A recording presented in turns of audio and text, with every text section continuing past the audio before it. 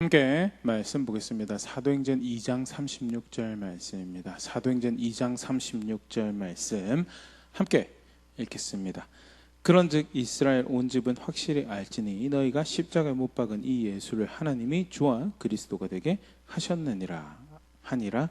아멘. 예수님께서 주와 그리스도가 되신다라는 베드로의 이 설교 고백이죠. 지난 시간에 이어서 우리 하이델베르그 요리문답 34문답 관련해서 함께 생각해 보도록 하겠습니다. 34문답 한 번 더 같이 읽어보면요. 질문: 당신은 왜 그분을 우리 주라 부릅니까? 답: 왜냐하면 그분이 금이나 은이 아니라 그의 보혈로서 우리의 몸과 영혼을 우리의 모든 죄로부터 구속하셨고 우리를 마귀의 모든 권세에서 해방하여 주의 것으로 삼으셨기 때문입니다. 예수님을 주라고 부르는 것이다. 왜 예수님을 주라고 부르는가? 우리 지난 시간에 함께 살펴봤죠. 구속이라는 이 표현에서 신약성경에서 예수님을 통해서 우리에게 베풀어 주신 구원을 설명하기 위해서 사용하고 있는 여러 이미지들이 있는데 그 중에 대표적인 한 가지가 이 구속이라는 것인데, 당시 노예를 거래하던 이 모습, 이 경제적인 표현을 이제 차용을 해서 우리 구원을 설명하는 그런 모습인데요. 노예 상태에 있는 사람이 있고 그리고 대가를 지불해서 그를 구입한 주인이 있다라는 것. 그래서 로마서 3장 23절 24절 모든 사람이 죄를 범하였으며 하나님의 영광에 이르지 못하더니 그리스도 예수 안에 있는 속량으로 말미암아 하나님의 은혜로 값없이 의롭다 하심을 얻은 자 되었느니라. 죄를 범해서 죄의 종이고 죄의 노예가 되어 있는데 예수님께서 속전을 지불하시고 그 안에서 대속이 있을 수 있도록, 속량이 있을 수 있도록 하셨다라는 것, 중요한 이미지. 그런 차원에서 그가 주가 되신다라는 고백은 합당한 것이다는, 단순히 속전을 지불하실 뿐만 아니라 속전이 되셨죠. 베드로전서 1장 18절 19절 너희가 알거냐 너희 조상이 물려준 헛된 행실에서 대속함을 받은 것은 은이나 금같이 없어질 것으로 된 것이 아니요 오직 흠없고 점없는 어린 양 같은 그리스도의 보배로운 피로 된 것이니라. 스스로를 내어주셔서 그렇게 속전이 되신, 대가를 지불하신 주가 되시고 우리가 그의 지불을 통하여 그의 대속을 통하여 자유롭게 되었고 나아가서 우리가 그의 것이 되었다라는 것이 우리 구원을 설명하고 있는 성경의 가르침이에요. 그런 차원에서 예수님이 우리의 주가 되신다. 그리고 예수님을 통해서 구원받았다는 것은 우리에게 주가 계시는 것을 안다라는 고백과 동일하다라는 것. 중요한 이유죠. 로마서 6장 19절 20절 너희 몸은 너희가 하나님께로부터 받은 바 너희 가운데 계신 성령의 전인 줄 알지 못하냐. 너희는 너희 자신의 것이 아니라 값으로 산 것이 되었으니 그런즉 너희 몸으로 하나님께 영광을 돌리라. 값으로 지불하여서 산 것이 되었다. 그래서 내 것이 아니다. 내 인생 내가 살아가는, 내가 결정해서 내 마음대로 할 수 있는 것밖에 안 되지만 이거는 내가 마음대로 할 수 있는 것이다라고 생각하는 그것조차 내 것이 아니고 대가를 지불하고 사신 주가 계시고 그를 생명이라고 그를 구원이라고 아는 자라면 주인이 있는 자처럼 살아가는 것이, 그게 성경에서 가르치는 예수님을 믿는 신앙의 모습이죠. 그래서 그것을 궁극적으로 이제 바울이 이렇게 표현해, 너희 몸으로 하나님께 영광을, 그 주인의 영광을 위해서 선택하고 생각하고 마음을 쓰고 그렇게 다름질하는 자리에 있는 것이, 그게 주인이 있는 자처럼 구입되어진 성도가, 교회가 살아갈 모습이다. 그런 측면에서 예수님 주라고 부르는 것에 대해서 우리 지난 시간 살펴봤고요. 계속해서 조금 더 이 부분 관련해서 생각을 해보면요. 헬라어 단어로 이제 원문이죠. 원문의 단어로 이 주라는 표현이 퀴리오스라는 건데요. 굉장히 사실 좀 흥미로운 점이 있습니다.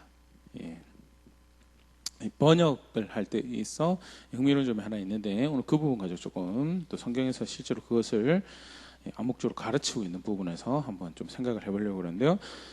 먼저는 이 큐리오스는 단어를 이제 예수님 오시기 전에 일종의 가장 최초의 번역본, 공식적으로 알려진 최초의 번역본 중에 하나죠. 이 히브리어 성경을, 구약 성경을 헬라어로 번역을 하면서 이 퀴리오스라는 단어를 사용을 했고요. 우리가 예수님이 구약의 배경에서 약속의 성취로 구원으로 오신 분이시죠. 그러면 이 구약에서 이 퀴리오스라는 단어가 어떻게 사용되었는가를 조금 더 살펴보면요, 실제로 신약에서 그런 누앙스를 띄고 있는 부분을 좀 보일 수 있는데요. 이 헬라어 퀴리오스에 해당하는 단어가 히브리의 아돈이라는 단어인데요. 아돈은 말 그대로 먼저는 주인을 지칭하는 표현으로 이렇게 사용됩니다. 사무엘상 25장 17절에 보면 나발, 아비가일의 남편이죠. 불량자라고 성경에 소개되어지는. 근데 그 나발의 종이 나발에 대해서 이야기할 때 이 아돈이란 단어가 사용되어지고요. 이 종이 자신을 소유하고 있는, 자신에 대해서 권리를 가지고 있는, 권위를 가지고 있는 주인을 향해서 이야기할 때 이 단어가 사용되어지고 있고, 이것을 헬라어로 번역할 때 퀴리오스라는 단어를 사용하더라. 두 번째 경우를 보면 왕을 향해서 이 아돈이라는 단어를 사용하고요. 이 경우도 역시 퀴리오스라는 단어를 사용해서 번역을 하는데, 사무엘상 24장 10절, 오늘 여호와께서 굴에서 왕을 내 손에 넘기신 것은 왕이 아셨을 것이니이다. 어떤 사람이 나를 권하여 왕을 죽이라 하였으나 내가 왕을 아껴 말하기를 나는 내 손을 들어 내 주를 해하지 아니하리니 그는 여호와의 기름 부음 받은 자이기 때문이라 하였나이다. 다윗이 사울을 향해서 주라고 부른, 더더군다나 이 상황은 사울이 자신을 죽이기 위해서 쫓아오는 상황이었는데, 다윗이 이제 사울의 목숨을 살려주죠. 그러고 나 사울에게 할 때 존중의 표현으로, 사울이 다윗을 소유하고 있지는 않죠. 그러나 권위자라는 측면에서 이 표현을 사용하고 있는 것을 보여주고, 이때 아돈이라는 단어가 사용되어지고 동일하게 이게 이제 헬라어로 퀴리오스로 번역이 되고 있는 것을 볼 수 있고요. 또 세 번째는 남편을 향해서 주라는 표현을 사용을 하는데요. 열왕기상 1장 17절에 이제 바세바가 다윗에게 이야기할 때 그가 왕께 대답하되 내 주여 왕이 전에 왕이 하나님 여호와를 가리켜 종에게 맹세하시기를 하면서요, 남편을 향해서 내 주라는 표현을, 물론 왕이라는 측면도 생각을 해볼 수 있지만 이제 남편에 대해서 이야기를 하고 아들에 대해서 이야기하는 이제 그런 장면이고요. 그래서 남편의 권위를 존중하고 그를 존중하는 이쪽 호칭으로 주라는 표현을 사용하고 있는, 아돈이라는 표현을 사용하고 있는 걸 볼 수 있고요. 역시 큐리오스라는 단어로 이제 번역이 되고 있는 거죠. 또 다른 경우를 보면 아버지를 향해서 또 주라는 표현을 사용돼. 우리가 그 전에 큐리오스라는 단어 신약에 사용해서도 이런 표현들이 있었는데요. 창세기 32장 35절에 라헬이 이제 그 요셉과 바다나라를 떠나서 이제 돌아오는데 라반이 쫓아오죠. 그때 라반을 마주하고 나서 라헬이 라반에게 주라는 표현을 사용하는 것이 기록이 되어 있고, 창세기 32장 35절에 그때도 아돈이라는 표현이 사용되어 있으면서 이 아돈을 이제 헬라어로 아크리오스로 이제 번역을 하는 것을 볼 수 있고요. 또 다른 경우는 이제 하나님을 향해서 아돈이라는 표현을 사용하고 있죠. 사실 이제 가장 유명한 이 아돈과 관련된 표현이 아도나이라는 표현이요, 나의 주라는 표현으로 하나님께 사용했던 이제 호칭으로 이렇게 알려져 있는데요. 성경 안에서 하나님을 이제 주라고 고백했던 모습들을 우리가 이제 빈번하게 볼 수 있죠. 근데 이제 여기까지는 뭐 당연히 헬라어도 그 주라는 사용했고 히브리어도 그런 단어가 있으면 그게 번역하는 것이 당연하겠지라고 생각을 할 수 있는데요. 그런데 이 퀴리오스가 또 빈번하게 구약 성경 안에서 사용되어졌던 이 표현이 뭐냐면 야훼, 여호와라는 단어를 헬라어로 번역을 할 때 또 다른 단어를 만들어내지 않고요, 그냥 퀴리오스라는 단어를 사용을 해서 표기를 하고 있습니다. 그래서 이런 경우에는 이제 야훼, 영어 성경 같은 경우도 그래요. 영어 성경 같은 경우도 이거를 야훼라고 여호와로 번역을 하는 데가 있고, 이거를 이렇게 대문자로 LORD라고 해서 이것은 그냥 주라는 표현이 아니고 여호와를 지칭하는 것이다, 이렇게 표기를 하기도 하는데요. 왜 이렇게 번역이 되는가라고 할 때 이제 유대인들이 신성시 여기는 이름이었기 때문에 감히 그 여호와라는 이름을, 야훼라는 이름을 다른 글자로 다른 표현으로 번역할 생각을 하지 못했고, 그래서 주라는 이 퀴리오스라는 단어를 사용해서 여호와라는 이름을 표기를 했다는데요. 뭐 대표적인 표현을 한번 같이 보면요. 출애굽기 3장 15절. 하나님이 또 모세에게 이르시되 너는 이스라엘 자손에게 이같이 이르기를 너희 조상의 하나님 여호와 곧 아브라함의 하나님, 이삭의 하나님, 야곱의 하나님께서 나를 너에게 보내셨다 하라. 이는 나의 영원한 이름이요 대대로 기억할 나의 칭혼이라. 하나님께서 모세가 하나님께 나를 보내신 당신의 이름이 뭐냐고 사람들이 물어보고 뭐라고 이야기할까라고 할 때 이제 원체 유명한 이죠. 스스로 있는 자다라고 먼저 말씀하시고 난 다음에 여호와라는 이름을 알리시죠. 근데 이 대목에서 분명히 한글 성경 여호와라는 이름이 번역이 되어 있고요. 그 히브리 원문에도 있습니다. 코토마르 엘 버네이 이스라엘 지금 그러니까 이제 이야기하라 이스라엘 자손들에게 야훼 엘로헤이 여호와 너의 아보테이켐 너희 조상들의 하나님 엘로헤이 아브라함 그죠? 이제 밴드 노트가 있죠. 야훼 엘로헤이 아보헤이켐 엘로헤이 아브라함이라고 해서 분명히 야훼란 단어가 여호와란 단어가 이제 포함이 되어 있어요. 원문에는요. 근데 이거 헬라어로 번역할 때 어떤 단어가 사용되냐면요. 후토스 헤이르이스 토이스 휴오스 이스라엘 이제 이스라엘 자손들에 가서 이야기하라 그러면서 퀴리오스 호테오스 톤 파테론 이러면서 주 하나님 어떤 하나님의 조상들의 하나님 너희 조상들의 하나님 휘몬 데오스 아브라함 그다음에 아브라함의 하나님 카이 데오스 이삭 이삭의 하나님 카이 데오스 야콥 그러면서요 야곱의 하나님 이렇게 쭉 번역이 되면서 여호와라는 단어를 번역을 안 했어요. 여호와라는 단어를 표기를 우리는 이제 한국 음역을 해서 여호와라고 쓰기도 하고요. 영어로 맨 처음 번역할 때는 스호바라고 음역을 쓰기도 그게 나중에 이제 야훼가 조금 더 원음에 가까운 번역이 아닌가 이제 학자들이 이제 의논했던 그런 이 역사들이 있는데요.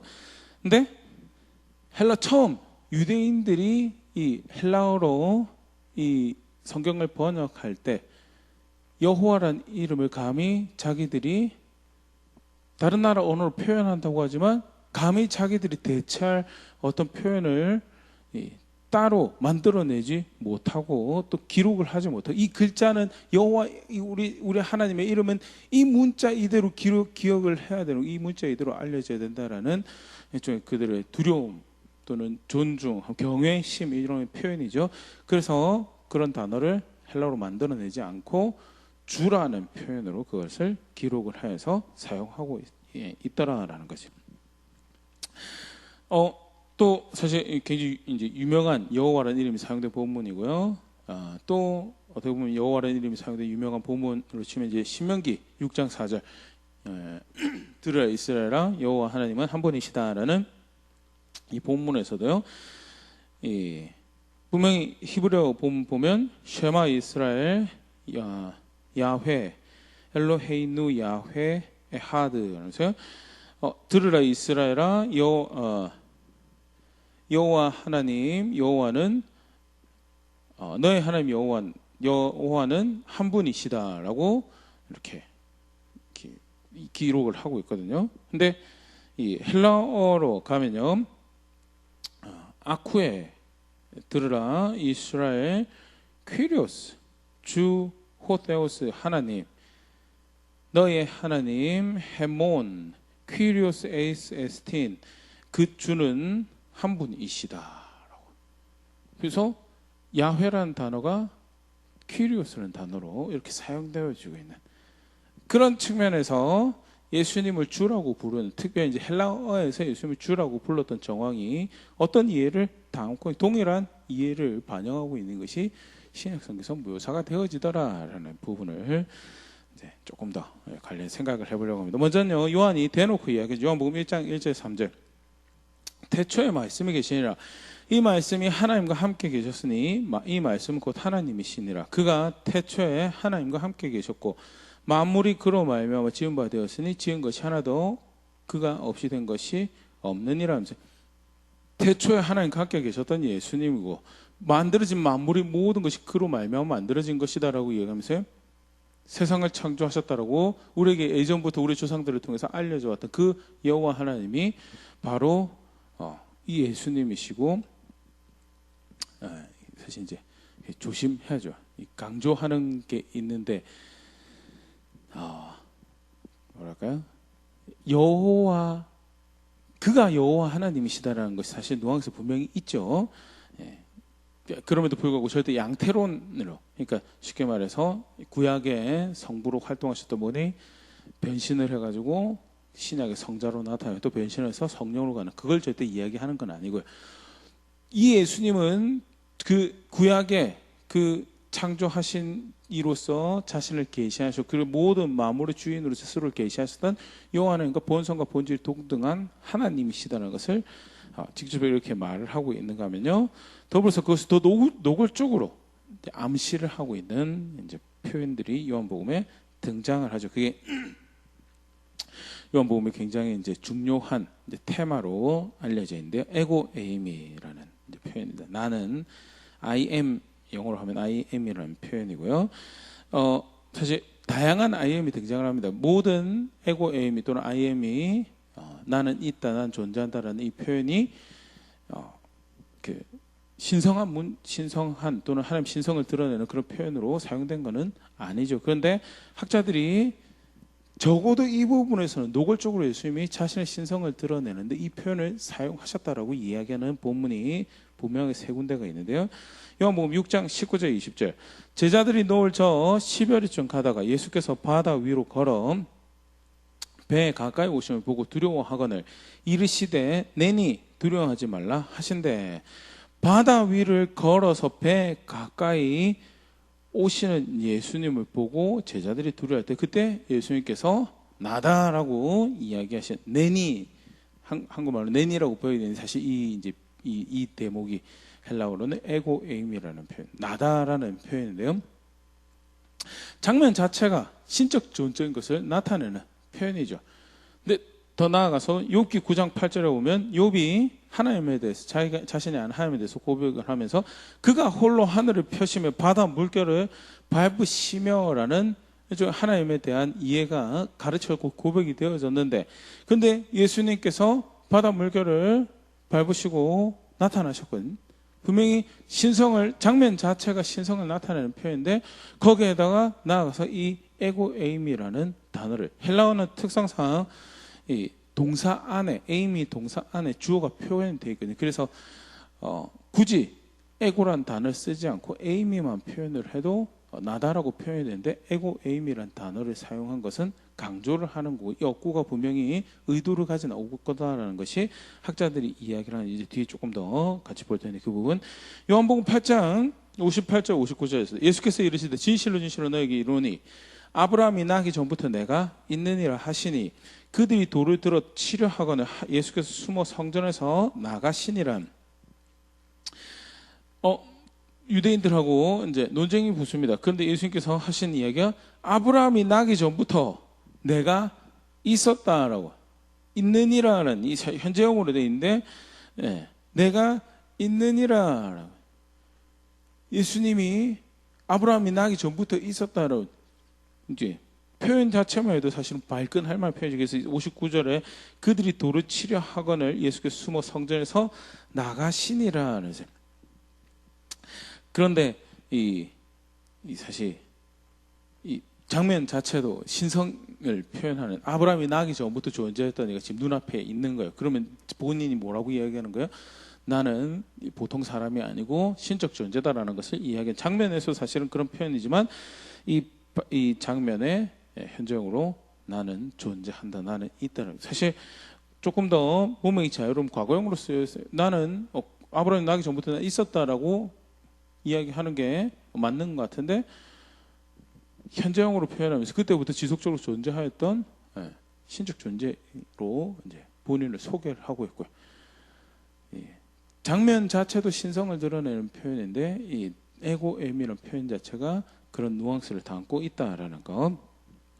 요한복음 18장 6절에서 8절 예수께서 그들에게 내가 그니라 하실 때 그들이 물러가서 땅에 엎드러지는지라 이에 다시 누구를 찾느냐고 물으신데 그들이 말하되 나사렛 예수를 하거늘 예수께서 대답하시되 너에게 내가 그니라 하였으니 나를 찾거든 이 사람들이 가는 것은 용납하라 하시니 겟세마네 동산에서 가룟유다 배신으로 마지막 잡히실 때 장면인데 반복해서 병사들이 찾는 사람이 내가 그다라고 두 번을 이야기를 하시는 것이 기록이 되어 있는데요. 의차적으로는 표면적으로는 앞에 두 장면에 비해서는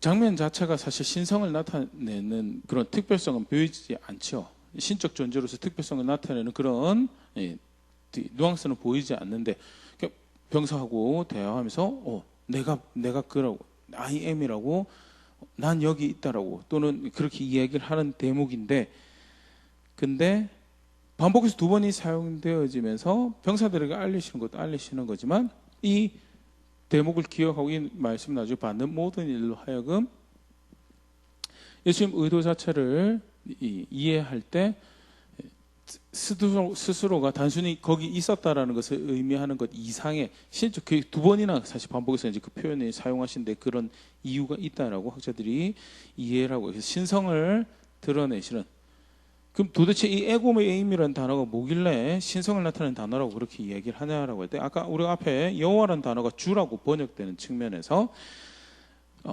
이 여호와라는 이름과 관련해 가지고 굉장히 중요한 이 표현이 하나 출애굽기에 등장하죠. 그게 스스로 있는 자다라는 표현인데 출애굽기 3장 14절 하나님 모세에게 이르시되 나는 스스로 있는 자이니라 또 이르시되 너는 이스라엘 자손에게 이같이 이르기를 스스로 있는 자가 나를 너에게 보내셨다 하라. 모세가 당신의 이름이 무엇입니까? 라고 묻는데 이름을 나 여호와다라고 이야기하시기 전에 이 여호와라는 이름을 알리시기 전에 그 전에 먼저 말씀하셨던 장면이 하나요. 그게 뭐였냐면 좀 이제 14절이죠. 스스로 있는 자다. 스스로 있는 자. 사실 이제 그 당시 이제 이름을 묻는다는 것 자체가 단순히 이제 표면적인 이름을 묻는 게 아니고 누구시냐라는 것을 묻는 그런 이해가 있고 그런 측면에서 이름을 이야기하기 전에 또 그 이름이 의미하는 바에 대해서 먼저 알리시는 것으로 학자들이 소개를 하고요. 여호와라는 이름과 굉장히 밀접한 관계, 정확하게 이제 사실 여호와라는 이름의 뜻이 100% 확신해서 스스로 있는 자다라고 확신해서 이야기는 할 수가 없다라고 합니다. 그러나 많은 학자들이 다 동의하는 것은 적어도 이 이름 여호와라는 이름과 관련이 있는 아주 밀접한 관련이 있는 이름으로 이해를 하고 있는 게 스스로 있다라는 표현인데요. 그런데 이 스스로 있다라는 표현을 헬라어로 번역하면서 어떻게 표기를 했냐면요. 카이 에펜 호테오스 그리고 하나님께서 말씀드린 프로스 모세에게 에고 에이미 호온 나는 있는 존재다. 호온 이제 영어로 하면 that I am인데 동명사 형태로 이제 기록이 되어 있는 거거든요. 헬라어는 그래서 나는 있는 것에 나는 이다라고 굳이 직역을 하면 그렇게 되는 거고 그래서 나는 나로 있는 나다 스스로 있는 자다라고 이렇게 한국어로는 번역이 되는데요. 이때 사용되었던 표현이 에고 에임이고요. 그래서 헬라어로 이 번역본을 가지고 있는 예수님 당시의 사람들은 신성을 이야기하면서 에고임이라는 표현을 사용하고 있는데 특히 유대적 전통에서 유대적 배경에서 구약의 말씀을 가지고 있는 본백성들 입장에서 헬라어로 신성을 이야기하면서 에고임이라고 스스로를 이야기하는 것 자체가 이 요한복음 아까 8장에 내가 아브라함 전에 있었다라고 이야기했는데 굳이 그러면서 에고임이라는 단어를 쓴 게 학자들이 유대인들로 돌을 들게 만든 더 분노하게 만든 표현이었다라고 그렇게 이야기해요. 내가 스스로 예수님께서 뭐라고 하면 내가 그 이전에 모세에게 나타나셔서 구원을 베풀 자로 조상들의 약속을 성취해서 너희의 하나님이 될 자로 스스로를 계시하시면서 알려주셨던 스스로 있는 자라는 이름을 사용해 자기를 소개하시는 그런 존재다라는 거예요. 좀 전에 잠깐 얘기했지만 이 스스로 있다라는 이 표현, 그러면서 여호와라는 이름을 알려주던 거에는요, 여러 가지 사실 여호와 또 스스로 있다는 표현이 정말 엄청난 신학적 주제를 가지고 있죠. 또 엄청난 계시적인 표현이고, 간단하게 두 개만 보면 정황상 출애굽기 3장 12절 하나님이 이르시되 내가 반드시 너와 함께 있으리라. 네가 그 백성을 애굽에서 인도해 낸 후에 너희가 이 산에서 하나님을 섬기리니 이것이 내가 너를 보낸 증거니라 하면서 내가 이제 구원을 베풀겠다, 내가 너를 통해서 구원을 베풀겠다라고 말씀하시면서 알리셨던 이름이 나는 내가 계획한 대로 나는 내가 할 거다라고. 내가 계획한 대로 나는 안 될 수가 없는, 나는 늘 스스로 있는, 나는 언제나 늘 나로인 채로 있는 나다라고 알려주신 이름이 여호와라는 이름이고요. 굉장히 강력한 구원의 이름이 스스로 있다는 에고 에이미 오온이라는 표현이고, 더불어 이와 함께 소개해줬던 여호와라는 이름이 그런 이름. 나아가서 단순히 그 구원은 그냥 너희 때 이루시는 것이 아니고 조상들이 약속한 것을 내가 이루는 것이다. 출애굽기 3장 16절 너는 가서 이스라엘 장로들을 모으고 그들에게 이르기를 여호와 너희 조상의 하나님 곧 아브라함과 이삭과 야곱의 하나님이 나에게 나타나 이르시되 내가 너희를 돌보아 너희가 애굽 땅에서 당한 일을 확실히 보았노라. 조상들의 하나님으로서 약속하신 그것을 이루시는 존재로서 너희를 구원해내시, 너희를 돌보시는 하나님이시고, 그런 측면에서 여호와라는 이름을 사용을 하고 있고요. 구원과 약속의 신실하신, 그래서 여호와라는 이름을 학자들이 언약적 이름이다, 그렇게 표현을 하거든요. 조금 더 관련해서 얘기 들으면 하나님께서 모세에게 이야기하면서 내가 너희 조상들에게는 이렇게 알려지지 않았었다라고 그런 표현을 하시는데, 분명히 보면 아브라함에게도 여호와라는 이름을 사용하셨거든요. 그런데 무슨 차이냐 그러면, 아브라함에게는 약속을 이루시고 또 그의 인도가 되시고 보호가 되시고 하신 측면이 분명히 등장을 하고 있죠. 그럼에도 불구하고 이런 구원하시는, 어떻게 보면 세세한 사건의 구원들이 있었지만 그럼에도 불구하고 그 출애굽기에 등장하는 이런 구원과 약속의 성취로서의 이 여호와라는 이름, 또 그런 계시를 주시지는 않았었다라는 그런 뉘앙스에서 이야기를 하는 거예요. 그만큼 스스로 있다라고 소개를 하면서 내가 그렇게 반드시 너의 구원을 이룰 거다라고 말씀하셔서 가르치셨던 여호와라는 이름은요, 굉장히 강력한, 그래서 그 이후에도 여호와 하나님을 부를 때 백성들이 기억할 수밖에 없는 중요한 사건이고 뉘앙스고, 그 이름이 가지는, 백성들이 가지는 의미죠. 근데 예수님이 주라고 불리시면서 요한복음에, 특히 요한복음 안에서, 뭐 요한복음 말고도 마태복음, 마가복음, 누가복음도 신성으로서 표현되고 묘사되어지고 있죠. 그럼에도 불구하고 요한은 두드러지게 사실 그 부분을 강조를 하면서 바로 그가 그 스스로 있는, 우리에게 여호와라고 자신의 이름을 알려주셨던 그 여호와 하나님이고, 그가 바로 여호와 하나님께서 구원을 베푸시는, 구원을 베풀어 주시기 위해서 보내신 그 구원이다라는 것을 이야기를 하고 있죠.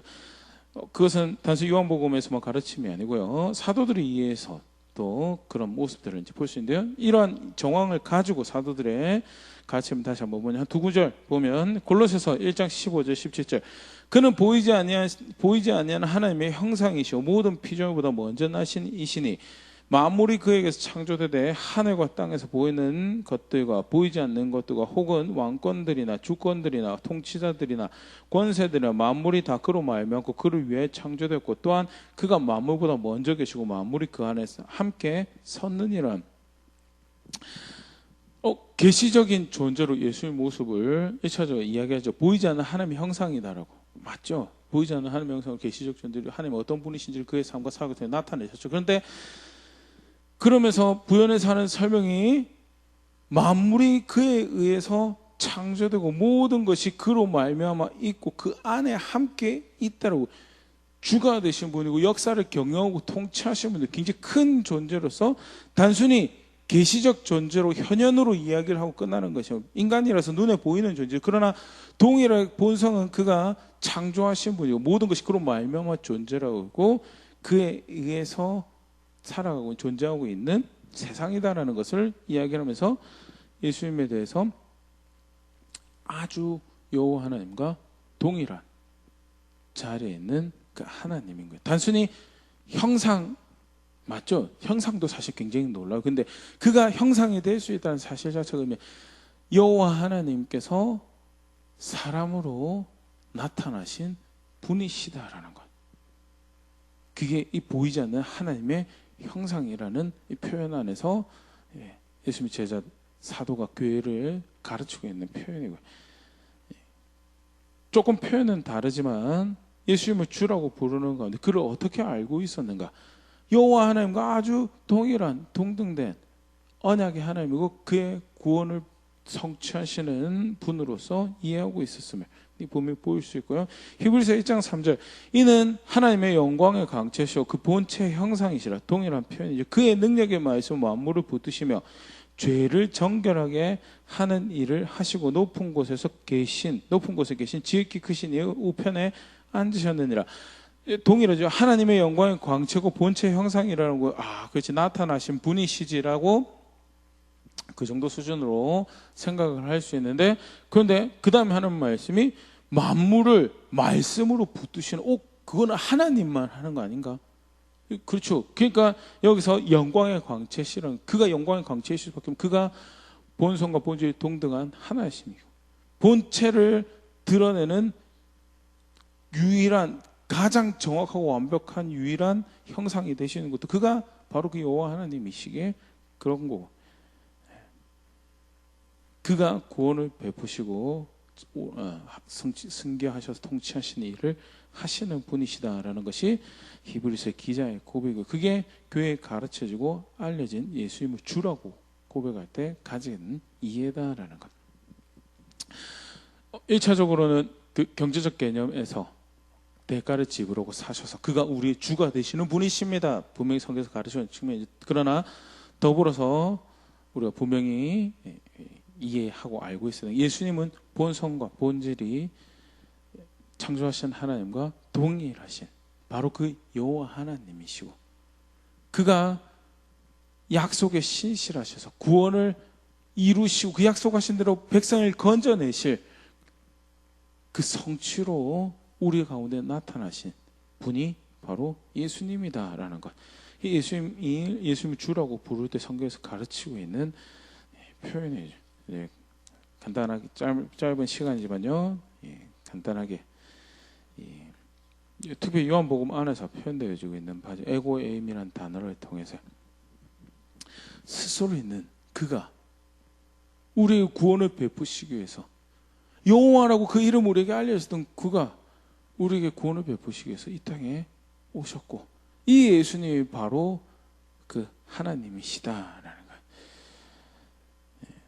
거예요. 여러 가지 생각해 볼 수 있겠지만요, 크게 두 가지 같이 생각하고 있는데, 먼저는요, 결국 단 하나의 구원자다라는 것. 이사야 43장 11절 나 곧 나는 여호와라 나 외에 구원자가 없느니라. 처음부터 하나님 분명히 가르쳤어요.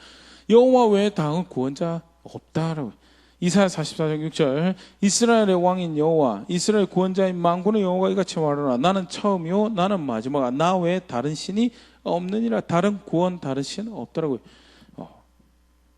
사실 유대인들에게 예수를 믿는데 여러 가지 걸림들이 있죠. 근데 큰 걸림 중에 하나가 한 분 하나님으로 배워왔는데 하나님의 아들이 느닷없이 나타났고 그 아들을 하나님으로 알아야 된다. 구원하는 주로 알아야 된다는 거. 그러면 이신론이었냐? 근데 신약 그렇게 해서 신약 성경 받으면 성령도 신이라고 그러고, 그럼 삼신이지 않느냐?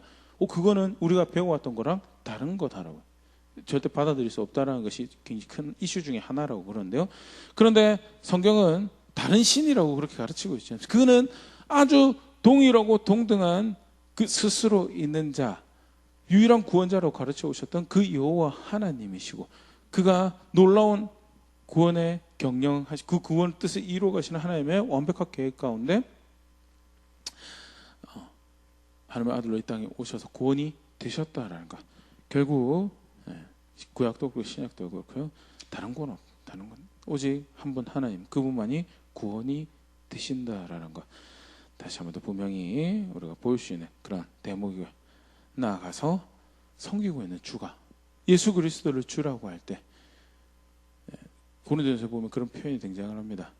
십자가에 못 박혀 죽으신 주가 그게 어떻게 지혜가 되고 그게 어떻게 영적인 거가 되냐고. 절대 흠모할 만한 것이 될 수가 없고 사랑스러운 것이 될 수가 없는 게, 그래서 유대인들에게는 한번 같이 볼까요? 고린도전서 1장인데요. 유대인들에게는 거리끼는 것이고 이방인들에게는 미련한 것이다. 유대인들에게는 거리끼는 것이고 이방인들에게 미련한 것이. 사실 예수님을 잘 모르니까 이제 하나님. 근데 하나님께서 알게 하시는 은혜를 통하여 예수 그리스도가 누구인지 그를 통해 베푸신 구원을 알게 되었을 때 하나님의 지혜고 하나님의 능력이다. 네, 마찬가지죠. 주가 되시는 예수님, 로마 당시에 그림에도 그런 그림이 있는 당나귀 가면을 쓴 십자가에 못 박힌 그 사람을 주라고 부르는 거에 대해서 굉장히 어리석은 종교인 것처럼 이렇게 표기하는 낙서가 발견이 된 것을 이제 이야기를 하는데요. 실제 그 당시에 보기에도 그렇죠. 그리고 그렇게 믿으면서 그가 보여준 본을 따라 살아간다는 것이 정말 지혜롭지 못하고 어리석고 거리끼는 것이 되고, 그런데 그 예수님이 그 주가 세상을 창조하시고 세상을 경영하시고 모든 세상을 그의 의도를 따라 마무리하실 여호와 하나님이시다라는 것은 섬길 만한 주인을 섬기고 있는 거고, 예배와 찬사와 모든 감사와 경배를 받으셔야 되는 주인을 섬기고 있는 거예요. 나가서 우리 걸음에서 예수님이 주가 되시고 예수님이 여호와 하나님과 본성과 동등한 그 하나님이시다라는 것은 결국 그가 모든 문제보다도 모든 어려움보다 모든 내 환경에 마주하는 어떤 사건들보다 상황들보다 큰 주가 되신다라는 거고, 그런 이해가 바울로 하여금 이런 고백을, 그리고 우리로 하여금 이런 고백을 흠모하도록 그렇게 하는 건데요. 빌립보서 4장 12절 13절 나는 비천에 처할 줄도 알고 풍부에 처할 줄도 알아 모든 일 곧 배부름과 배고픔과 풍부와 궁핍에도 처할 줄 아는 일체의 비결을 배우느라 내게 능력 주신 자 안에서 내가 모든 것을 할 수 있느니라. 비천이라는 궁핍이라는 배고픔이라는 문제들 앞에서 그런 문제에 휩쓸리지 않고 그 문제가 이것이 질서니까 내가 이야기하는 대로 내 질서를 따라서 하면 배고프지 않게 해줄게라고 종용하는 문화와 세파 앞에서도 흔들리지 않을 수 있는 비결을 능력 주시는 자에서 모든 것을 할 수 있다는. 근데 그 능력 주신 자가 누구냐? 스스로 있는 하나님이시고 그가 그렇게 구원이 되셔서 모든 믿는 자들 가운데 함께하고 계시는 하나님이시고, 그래서 그를 믿는다고 할 때 그런 주인을 섬기고 그를 믿는다고 할 때 그 주인과 마주하는 사건과 상황들이 살아가는 것이고, 비굴할 이유도 그 문제에 휩쓸려서 그 문제와 상황과 문화의 종이 될 필요도 없는 거고, 그들이 약속하는 성공과 행복에 목매어서 끌려다닐 필요도 없는 거고, 내가 섬기고 있는 주인이 더 큰 주인이고 더 위대하신 분이시고 그만이 홀로 찬사와 영광을, 그만이 오직 내 충성 건신을 받으실 만한 분이시다라는 것을 분명히 다시 확인하는 게 우리가 오늘 살펴본 예수님을 주라고 고백하며 그 내 주가 다름 아닌 모든 온 세상에 참 신이시오 참 구원자가 되시는 이 하나님을 지칭하는 표현이다라는 것 같이 생각할 수 있으면 좋을 것 같고요. 나는 어떤 주인을 섬기고 어떤 주인을 구원이라고 알고 있었는가. 지식과 정보에서는 동의했는데 실제 고백 하나, 선택 하나 만들어가는 고백에서 나는 도대체 어떤 주인을 섬기고 있었노라 고백하며 살아왔었는가 한번 다시 돌아볼 수 있으면 좋을 것 같고요. 감사와 찬사와 헌신을 충성을 받으셔야 돼. 한번 주인을 섬기는 교회로 성도로 그렇게 하나님 앞에 함께 설 수 있으면 좋을 것 같고요. 빚어져 가며 내 주가 그렇다라는 사실이 성경에서 그렇게 가르치고 있는 이해가 격려가 되고 용기가 되고 또 내가 그를 위한 네, 순전한 고백을 더 만들기 원합니다라는 열정이 되는 자리에 있는 우리가 될 수 있으면 좋을 것 같습니다.